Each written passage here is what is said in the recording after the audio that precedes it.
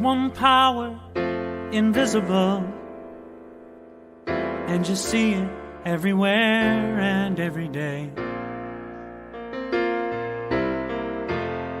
One power, indescribable, and you speak of it with every word you say. Mysterious until you know the truth. As simple as the love inside of you. Call it God, call it Spirit, call it Jesus, call it Lord, call it Buddha, Baha'u'llah, angels' wings or heaven's door. But whatever name you give it, it's all one power, can't you see? It's the power of the love in you and me. One power, one power, one power, one power.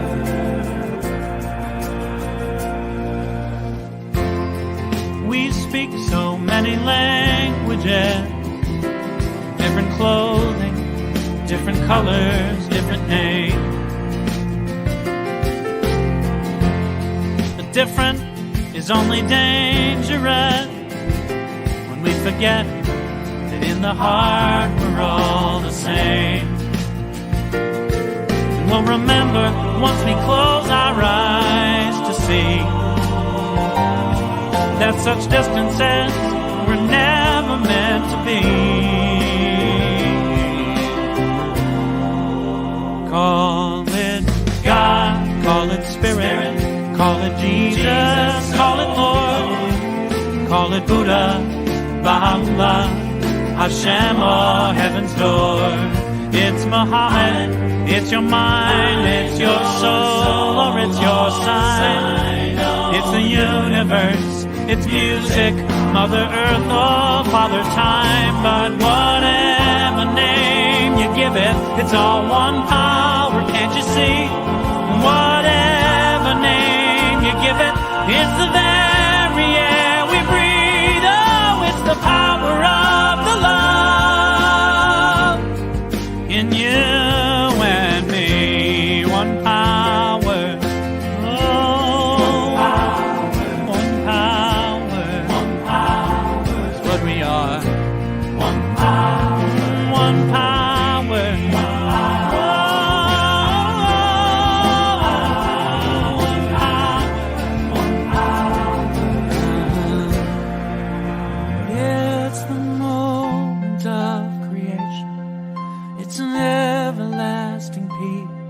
It's the freedom of forgiveness. It's the sweetness of release. It's the joy of inspiration. It's the sunshine on your face. It's the birthright of all nations. It's the boundlessness of space.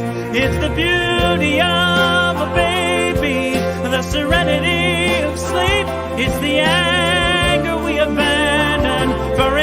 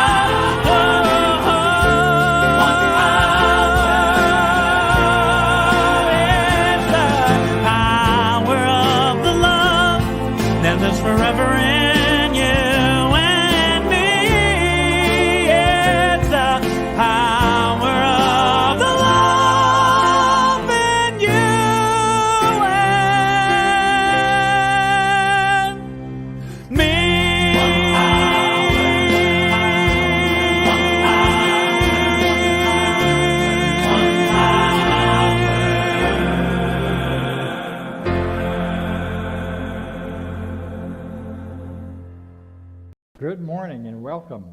That song is the quintessential, most inclusive song I know to represent our teaching.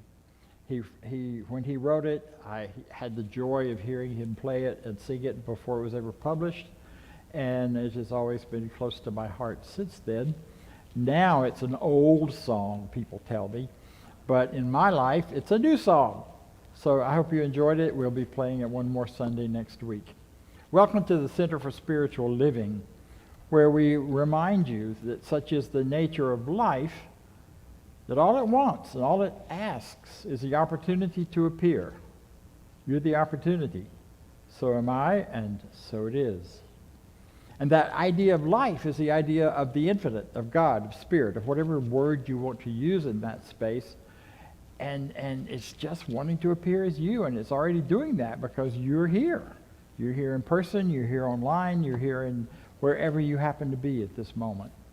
So we welcome you. Our center is dedicated to the idea that this energy, this one power, this one life can be used and we can improve how we live it by how we understand it and by how we change our minds and change our lives and change our beliefs.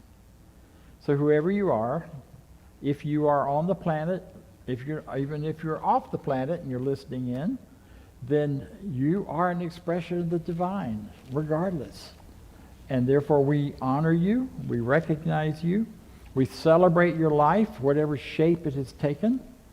We recognize our hurts and pains, whatever they have been. What? Well, okay, don't exit, ignore that sign.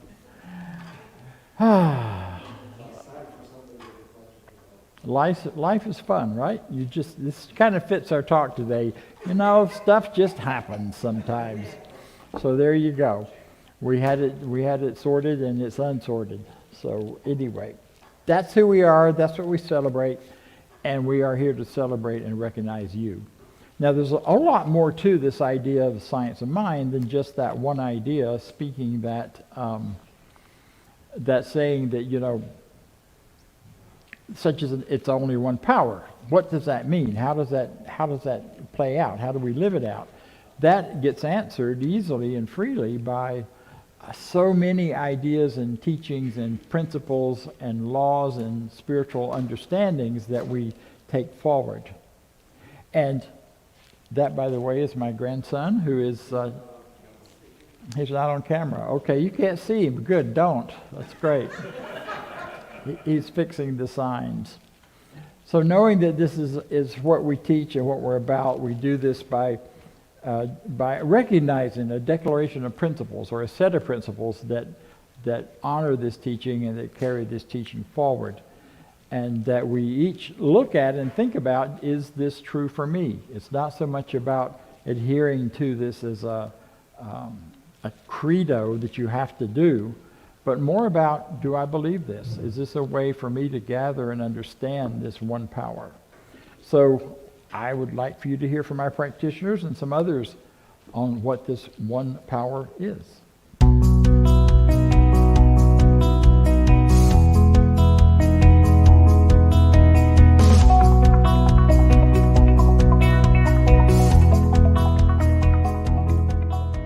I believe in one God, one absolute power and first cause to all things.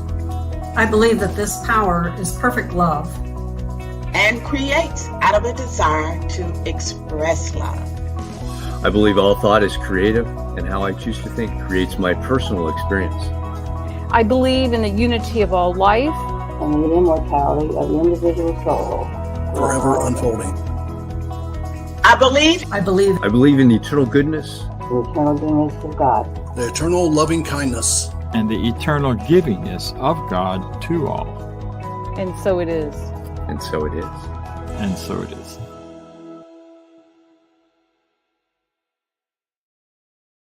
Who have studied this teaching, who know how to use it for themselves, who know how to use it for other people, and to bring change and growth and greater living more in line with the desire of life.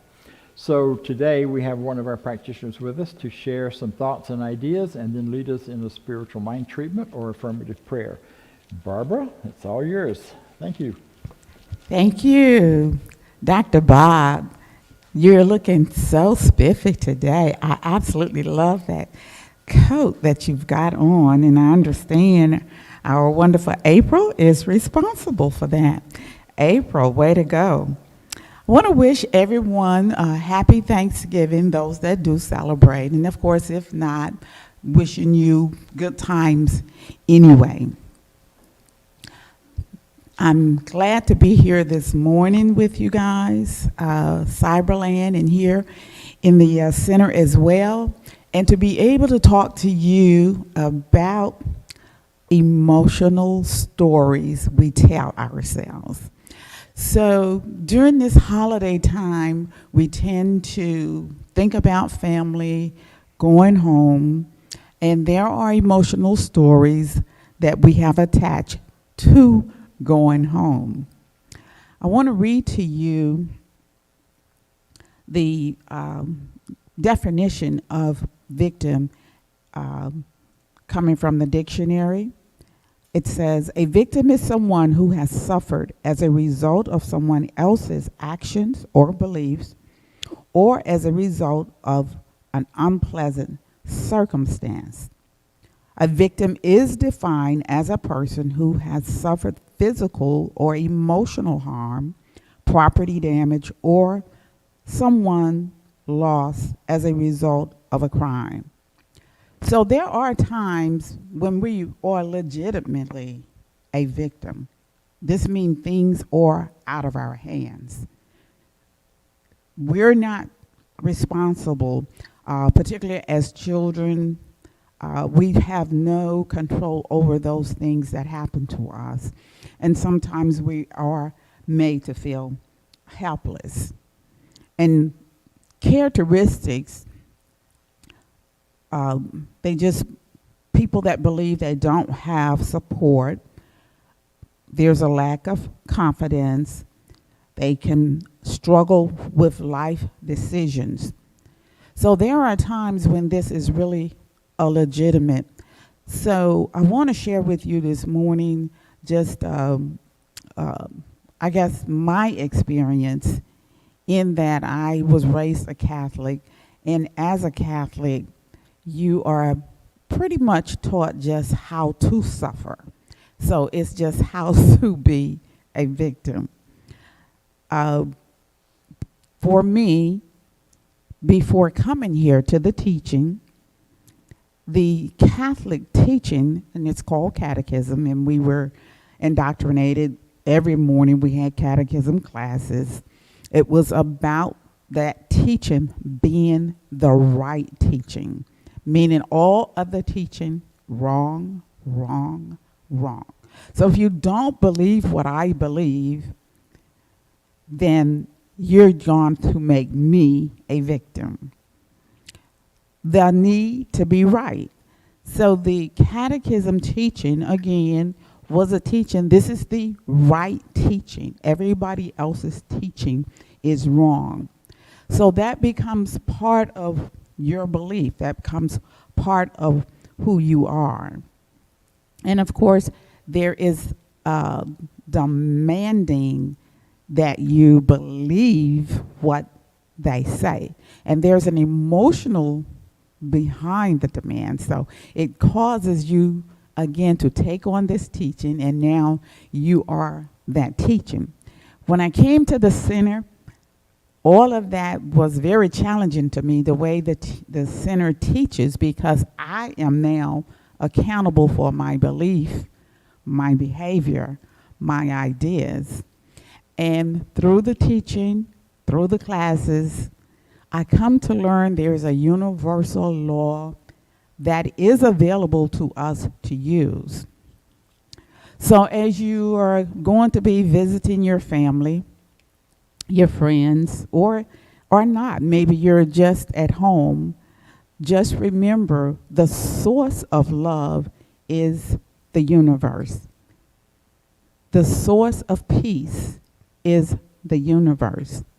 The source of belonging is the universe.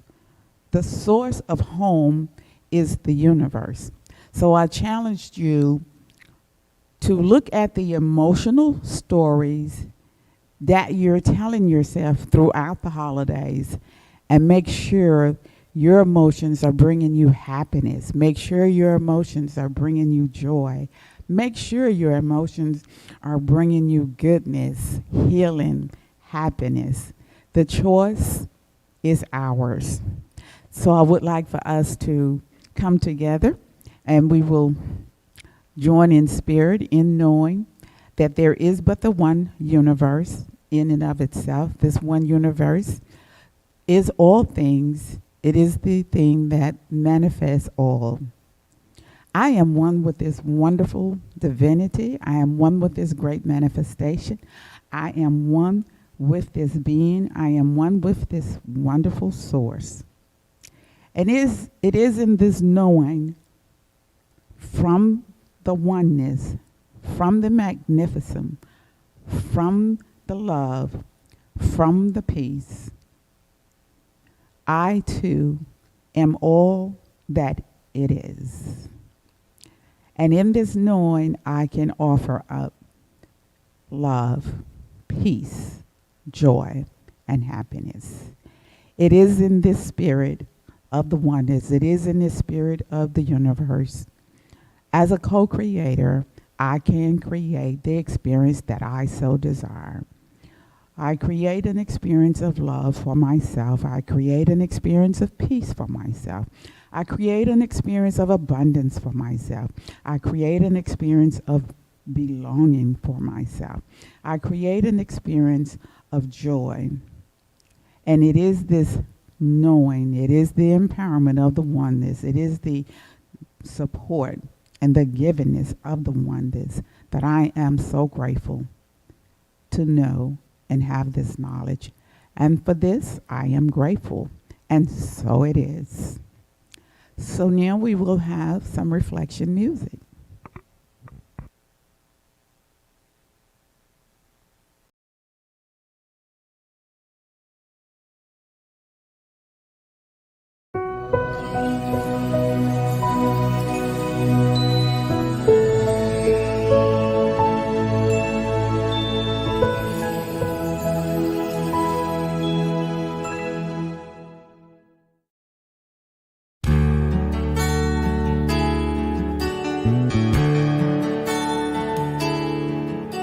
The sculptor Michelangelo was asked how he got in the flow and made the lovely David from a giant block of stone. He said, well, he was in there waiting. My job was simply excavating.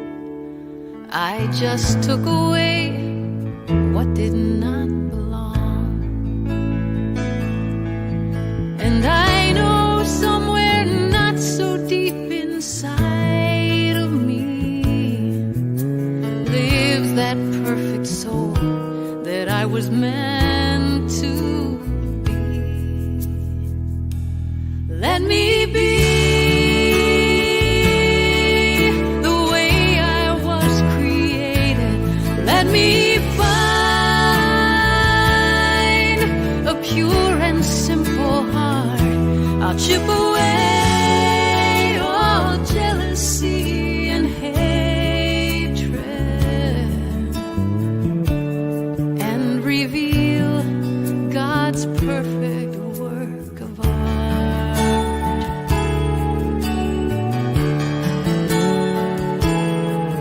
Well, I think we're born on angels' wings.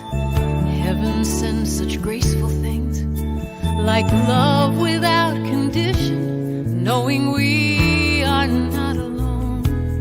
And then descends the soul's dark night, shadows come and block the light, and as the years go by, we turn to stone. My block of stone is made of fear and doubt, but the real me is crying to come Let me be the way I was created. Let me find a pure and simple heart. I'll chip away all jealousy and hatred and reveal God's perfect work of art. I'll reveal God's perfect work of art.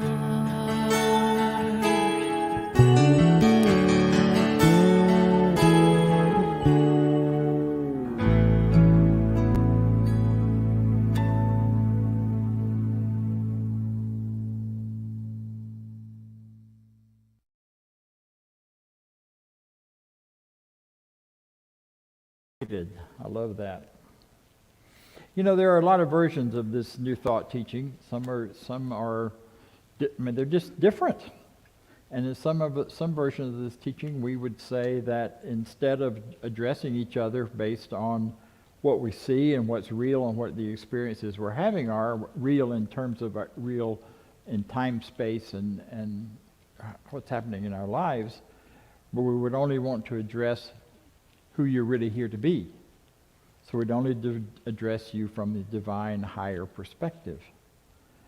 Kennedy Schultz used to tell a story about that. He was my teacher, and he's still alive and well in here somewhere talking.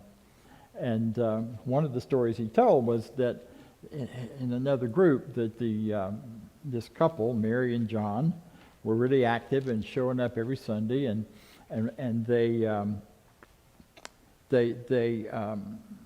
started missing. John started missing some Sundays, and Mary would be there, but John wouldn't be there. And so her friends came over and said, "Where's John?" "Well, John's not feeling so well today." "Oh no, that's not so. He just thinks he doesn't feel good." Well, the next week, Mary's there by herself again. She says, or her friends say, "Where's John?" And well, John's really sick. Been sick for a while. "No, he's not really sick. He just thinks he is."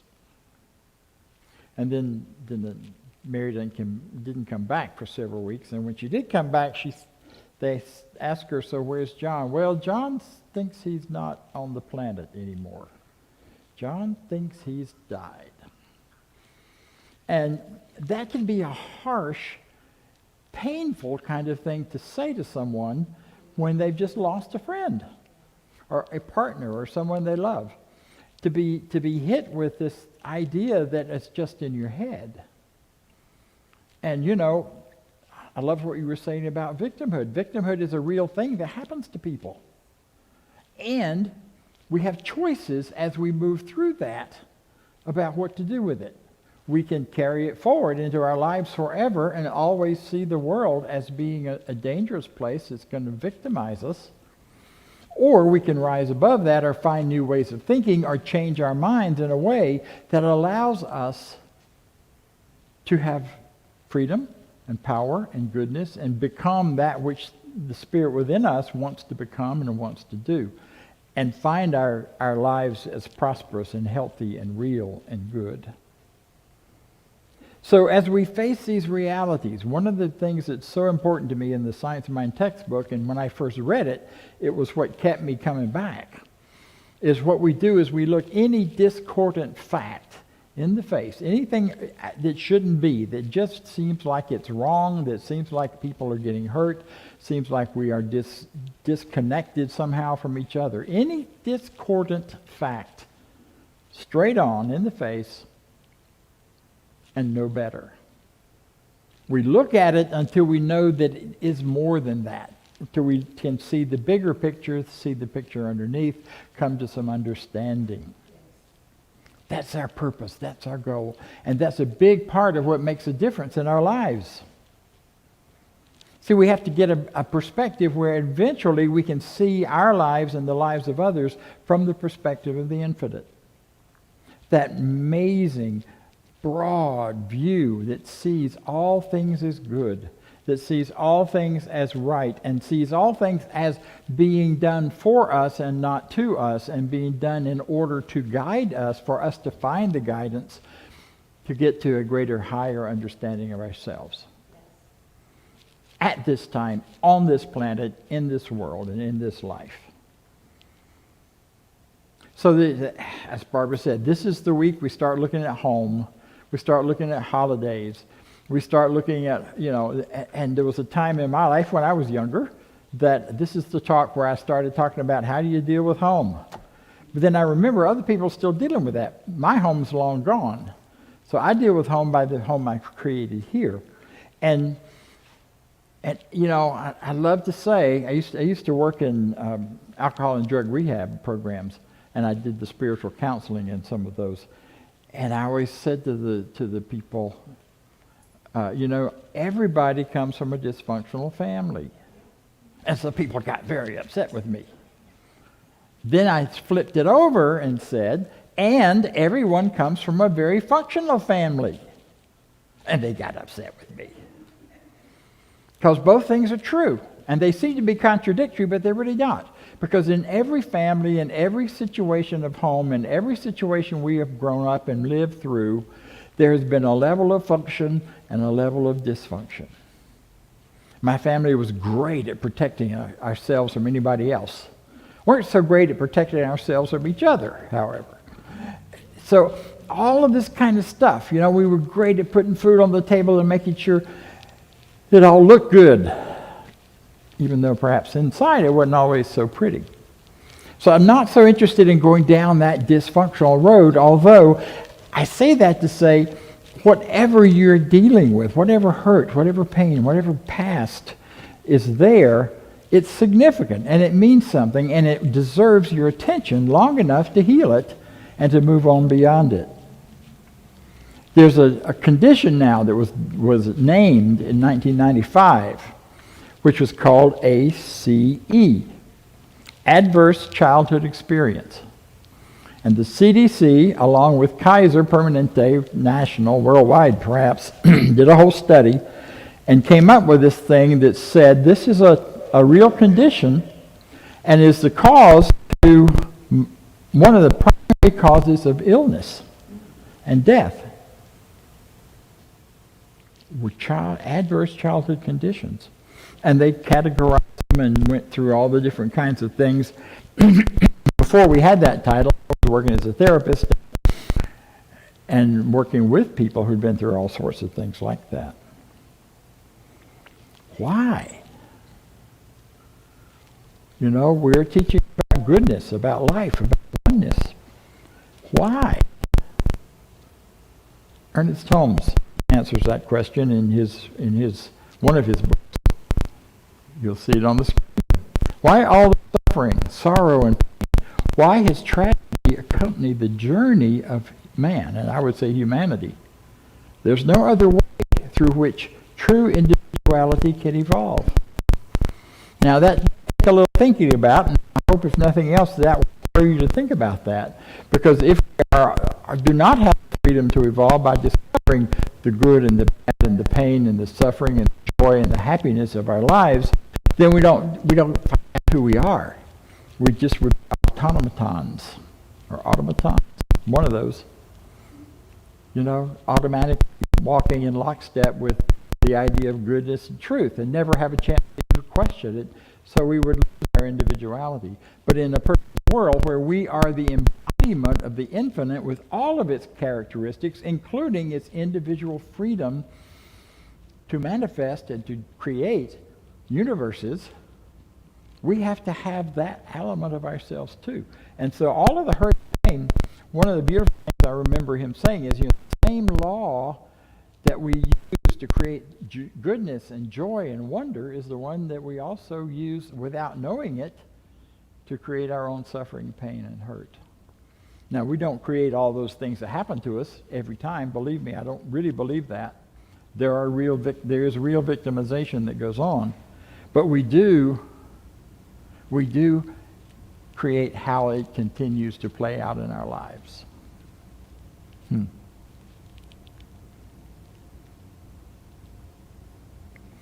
So we've been talking the last 2 Sundays, 3 Sundays about the hero's journey. Wonderful stories about that help us start to look at how do we understand and define ourselves in relationship to the bigger picture. Or am I just wandering around out here not knowing what in the world I'm part of? Well, what we know is that we have consciousness that we are part of. We have conscious groups that we are part of. And we have cultural beliefs and cultural consciousness that we pick up and take on. Reverend Cynthia, 2 weeks ago, did a beautiful job with the whole idea of the hero's journey. And the most obvious one of those is the Wizard of Oz. And, I've done group things where we each identify which one of those characters most represent us, and then we play it out and do some things with it. It's a lot of fun. But the point of this is the hero's journey it starts with some kind of challenge, some kind of trauma, some kind of interruption, and then the person begins to work towards moving forward and getting over it. And we gather to ourselves people who will support us, who can walk with us, who become our gang, our tribe, our people, and walk through us as we face our demonics, whatever they may be, or our dragons, as the story, in this case, Wicked Witch. But they're different things. The hero story, the hero journey is just so much a part of our culture, especially in the United States, where it's all about overcoming and becoming more, and then finding the treasure at the end of the road. Once you face the demon or the dragon or whoever, you get the girl, or you get the treasure, or you get to go back home, as is the case in Wizard of Oz. And there's a sense of homecoming at the end of that story for everyone. Well, I want to tell you there's some other journeys that don't all match that hero's journey. And many women particularly have talked to me about, I just don't identify with the hero's journey. It sounds like a guy story. It's a man story, not a woman story. I think it's interesting. Wizard of Oz has, the female lead. But there are other stories. Mystic journey is one that can be really looked at and documented in terms of our internal cultural stories.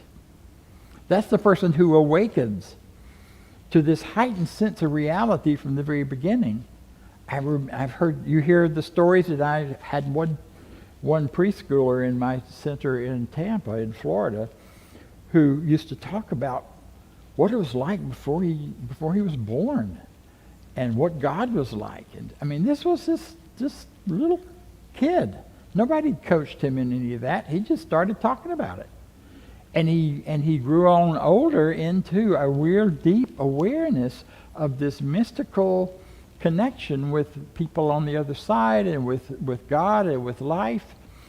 And his journey was very different, because then he went through a period of doubting the validity of what he'd said and seen, along with the people around him sometimes. But he moved through that, and then with time, that journey means you find the teachers to support you and help you understand what's happening to you. This is a shamanic journey, which most primitive cultures have, which is very different from the hero story, because it's an early awareness that you're different, that you don't match the rest of people. And the way you hear people talking, perhaps in your family or otherwise, it doesn't sound right. It doesn't match, doesn't fit.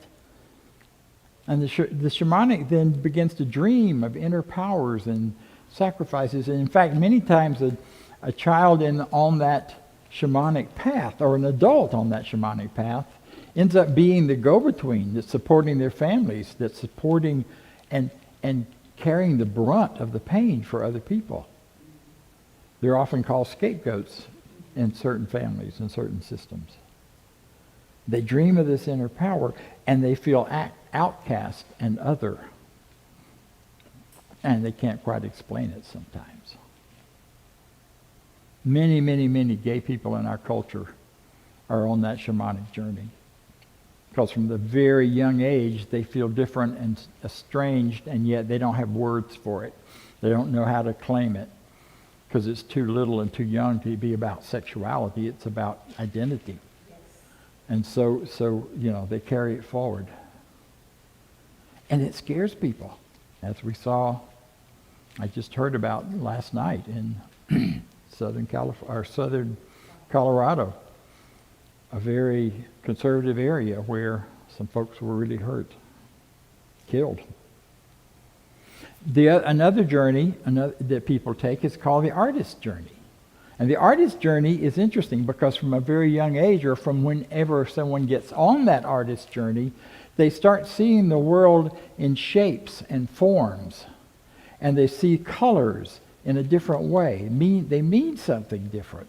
They see life in a different way. They begin to recognize that the pictures that other people see are shapes and forms to them that can be very different.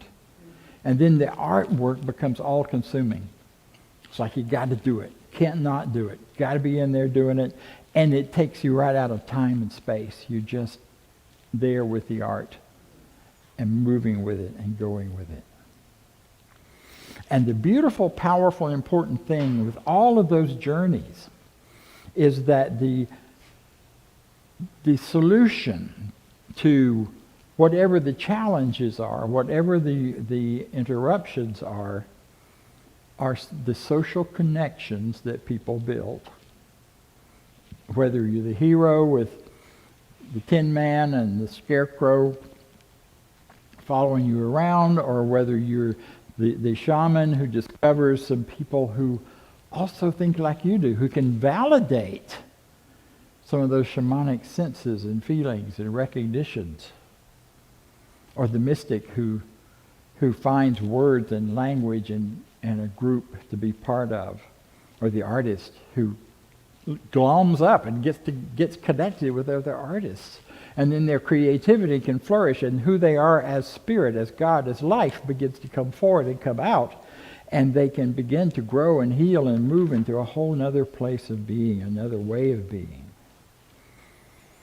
All of those journeys in common are about recognizing, facing the challenges, whatever they are, and then moving beyond them.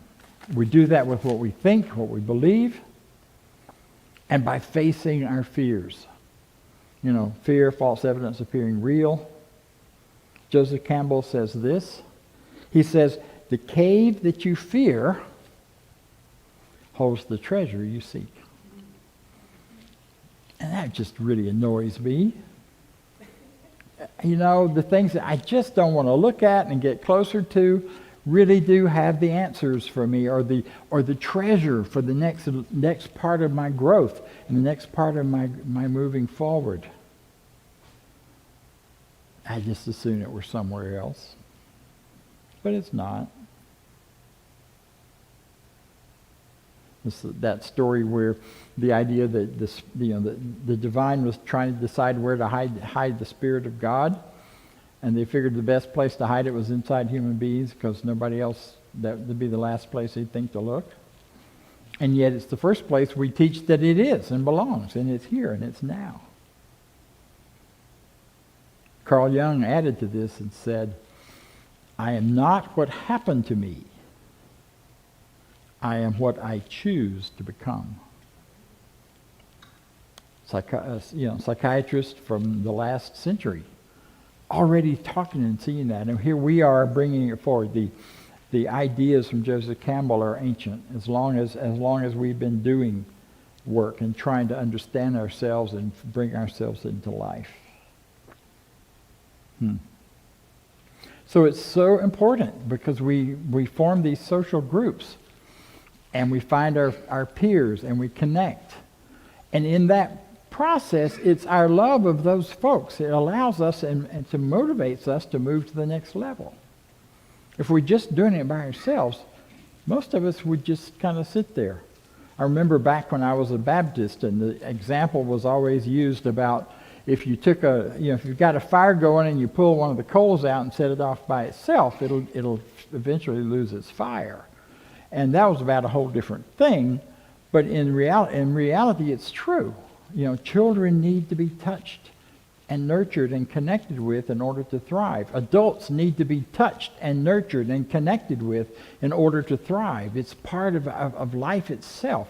We are not born in isolation. We are part of a river of life that has gone on as long as there's been life of any kind on this planet, that goes back centuries and centuries and centuries, from mother to mother to mother to mother, and to mother and to mother, and will keep on as long as there is motherhood and life, and it works and goes on. So we are tapping into that when we connect with one another. And it's in that connection and loving one another that love does what it does best. It transforms. It transforms us. It transforms our beliefs. It allows us to go into the scary cave and find the treasure, or face the wicked witch, or whatever the word is, or part of that is that you've got going in your life. Carl Jung also coined a phrase, wounded healer. And I think that's another journey. I think it's part of the shamanic journey, but it's something where sometimes those of us who've been hurt the most have the best idea of what other people need in order to heal, and have the best facility within us for supporting and connecting and holding up. So we become wounded healers. Now, that doesn't mean the wound is always going to be fresh and open by any means. It means it's healed enough that we can connect and be with those that we wish to be with, and allow and support each other in growing, so that we aren't just doing this by ourselves. And what happens with that then is that everywhere can become home. And I love the subtitle of today's talk, and that is H.O.M.E. Healing opportunities manifest everywhere. I did a walkabout. I call it that. It wasn't. It was a drive-about some years ago, where I just followed the front of my car wherever it wanted to go, or wherever I wanted to point it. And I had some time between centers that I was serving to do that. And I was fully present in the present. Where do I need to go? Where do I want to go today? And I will tell you that the opportunities for life to be right there, for healing opportunities to show up. I wasn't sure I wanted to keep teaching or being a minister. And I landed at the Grand Canyon and got stuck there because I didn't have the money to go anywhere else. So I worked there, and the next thing I know, somebody in the dining hall is talking to me about universe, young kid. So we started talking about the universe, and he starts talking about principles very similar to the science of mind. So in order to have more time, we said after our shifts over today, we both worked in the dining hall, cafeterias, and we'll just meet out and sit on the rim of the Grand Canyon and talk about this. Well, 4 days later, I had 25 kids in their early 20s sitting on the rocks, hanging off the side of the canyon, talking about spirituality, universal living, universal life. I healed that part of me that wondered if I was capable and competent to do what I'd been doing. That was done. It was over. Healing opportunities manifest everywhere. And wherever that's happening is home. You see, we discover that we are more than our history. We are more than what anyone else has said we are. We're more than a total of our experiences. Love itself is who and what we are, and we move from that place of recognition into a realization that love is the very essence of our lives, and therefore our lives are the essence of the infinite's life, because love is another name for God and has been for a very long time. So in the time I have left, I want to jump topics a little bit, because a lot of people are concerned right now, not just in our center, but in centers all across the country, and churches all across the country, that since COVID, and since things have seemed to be challenging, and we're getting lots of issues and problems, a lot of churches have empty buildings, a lot of places are struggling to keep going, and how do they do this? And it occurred to me after listening to John last week that there's an ancient history and tradition within human experience and human consciousness of the remnant. And the remnant shows up first in the Old Testament, in Jewish scriptures. It shows up in other stories where a group of people come together and they create something wonderful, and it grows and it gets established in a bigger way, and then something happens that comes along, a flood wipes it out, or they get invaded and overrun by another group of people. Not unlike being invaded and overrun by a virus that we've all just been through, or invaded and overrun by something that just seems to demolish, and groups then end up moving from large group, well, in the Jewish world, from the temple into the synagogue, which was a tent, or the tabernacle, which was a tent that they could pick up and take with them wherever they went. So they still had their temple. In the Indian and Native American world here in this country, it was from the mound cities, which were very complex, large communities. And when disease wiped them out, they went from cities to small villages along the creeks, and hence the Creek Indians in this part of the country. And on it goes. I think what's happening for us, part of the power of that remnant is that they find those important things that matter at the deeper level and hold on to them and teach them and bring them forward. The teaching's not lost, the truth is not lost, they just move into smaller groups. And I really think that's what's happening with our whole country right now. After COVID, we are moving to smaller groups like us, who are building a really tight community of people who love and care and support each other. And we have to let go of that notion that it has to be a big building in order to matter, that it has to be a certain number in order to matter. What we're doing is so important and so valuable for carrying forward this idea, one mind, one heart, one love, and the power and freedom of each of us to transform our lives accordingly. This is what I think it's all about, whether we're in a big building, a little building, or no building. So thank you for letting me kind of go off on my soapbox here on the end, and let's see what Vance has to say to us. Thank you. Okay. Thanks, Dr. Bob. So, in that idea, following up with that idea, we are going to be online for the next 6 weeks until the 8th of January, when we expect to return to the space, new, revitalized in the new year. So looking forward to that. And we are a prosperous center. So I want to take that with us into our affirmation of prosperity, where you can click on the QR code, or you can go to www.cslmidtown.com/donate. That'll take you right to the donation site. So if you will say our affirmation of prosperity with me. I live in a universe of abundance. As I freely and joyfully give, I join in the divine flow. And all that I share with life returns to me multiplied abundantly. And so it is. I turn it to Dr. Bob for some final announcements. Thank you. So, next week, Reverend Cynthia Paulson will be here and be speaking. She won't be here in this building. She'll be here online, as will I and some others. We'll be having the celebration as usual. We are not stopping anything except our in-person meeting, and we're going to miss hugging and seeing one another. But right now, I think with the holidays coming, it's a good time for a little break. I wanted to give another shout out to April Bates, one of our members from Tampa area, from St. Petersburg actually. She is an artist who does artwork on fabric, and she did this.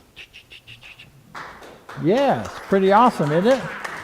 And this was a coat that had gotten kind of faded and stained, and and needed to be either passed on to someone else or refurbished. And so she took it and turned it into something beautiful, and I'm so pleased with it. It's just, if you get close to it, you can feel the energy of love and light that she puts into it.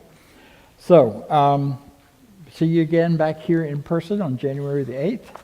Meanwhile, see you next week. Let's join together in our closing affirmation. Here we have it. I leave this place now knowing something better than I knew before. I go forth into the world with a heart full of love and a mind full of good sense. I look at the world in a greater way, knowing I have within me everything I need to create the life I desire. I give thanks for this understanding, and I am grateful for the spirit of life that lives through me. And so it is. Thank you very much.